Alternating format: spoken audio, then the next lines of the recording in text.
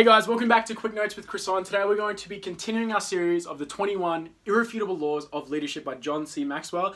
Today we're going to be talking about law number 17, the law of priorities. Now this one is probably one of the best laws to talk about if you've ever have someone that's struggling with procrastination, whether it be yourself or someone that's within your team, and maybe something that you can utilize to emulate and actually has skills, tips, and basically solutions to put in place to ensure that you are more likely to utilize your priorities, putting them in check. So it's the responsibility of the leader to make tough decisions based on their priorities. Now, it's tough. It's very difficult. How is that you're supposed to discern, especially when it comes to what is that you're supposed to do in these tough situations? Well, the easiest way to discern it is understand two categories. There are two categories whenever it comes to your priorities. So the first one is it urgent or is it important?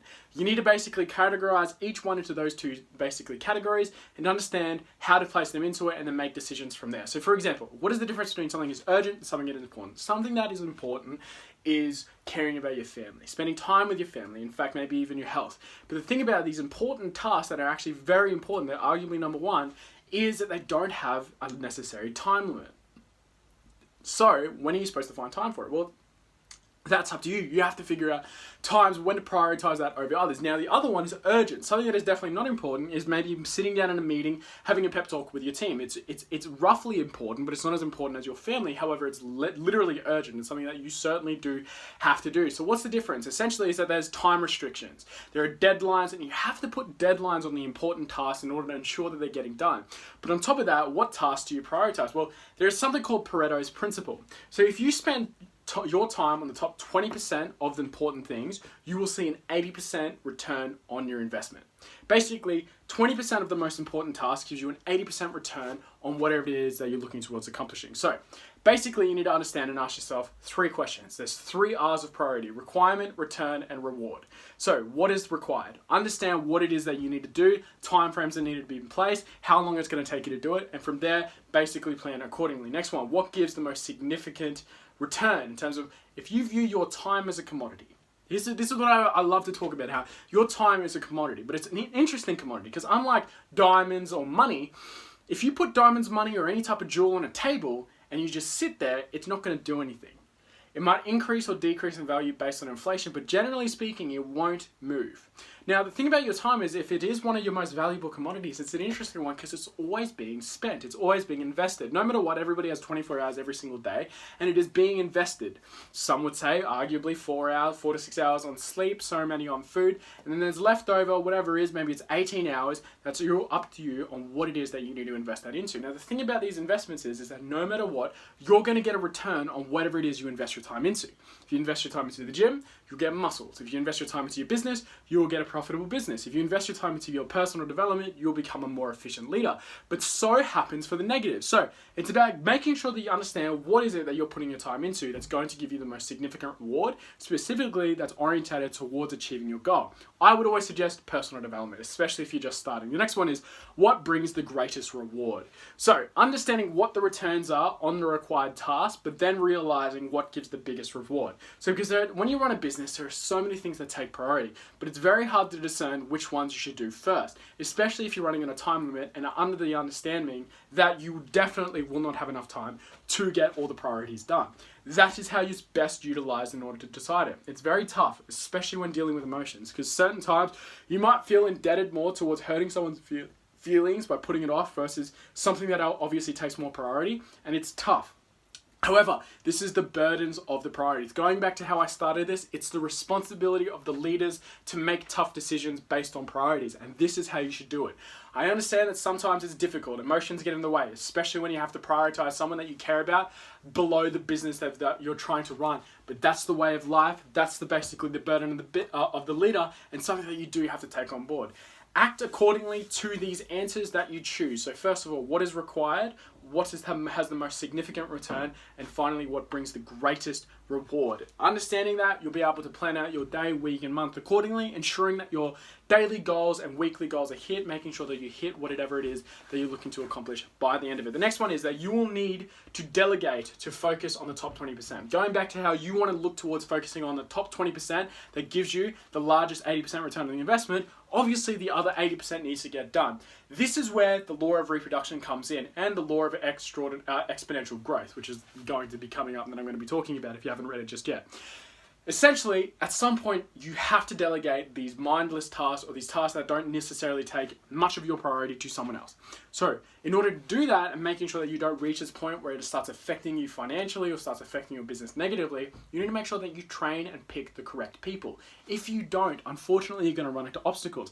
And this is one of the most consistent things that I see whenever I see people who build organizations beyond what they're used to. See, every single time you build a larger organization or a more successful business, that's a new learning threshold, and something that comes is learning with the territory. And a huge problem that a lot of people run into is that they become the face of the business.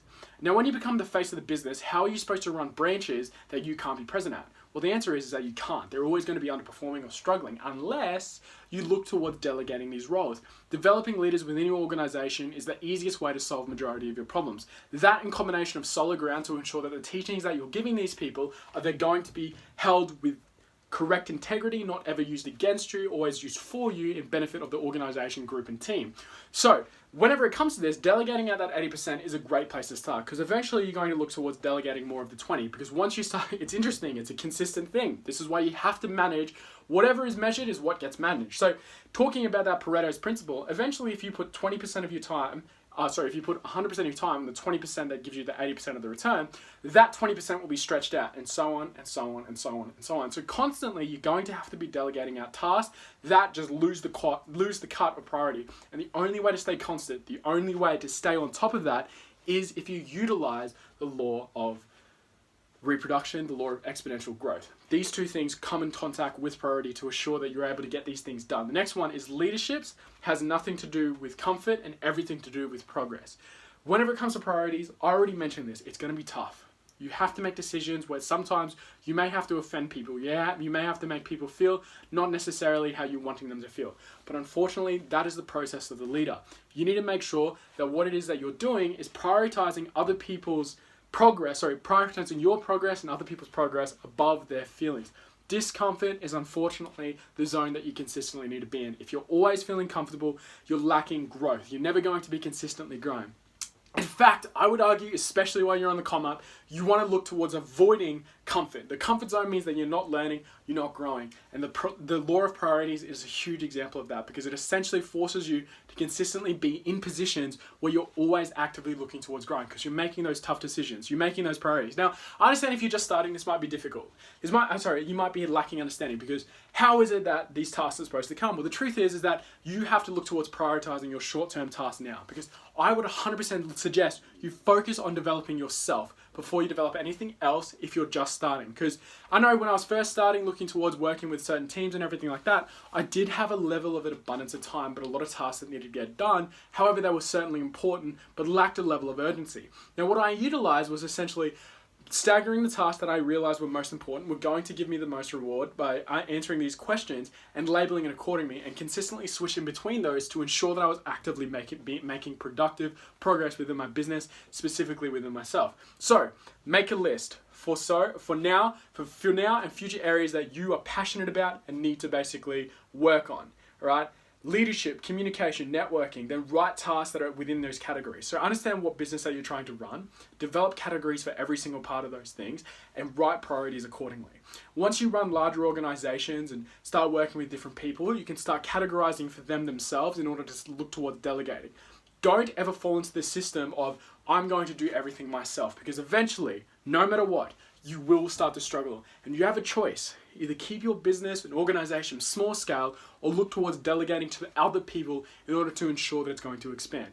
Remember, in nature, never stagnates. So you're always either growing or you're dying. You always want to focus on expansion to ensure that you're always adapting to the new situations.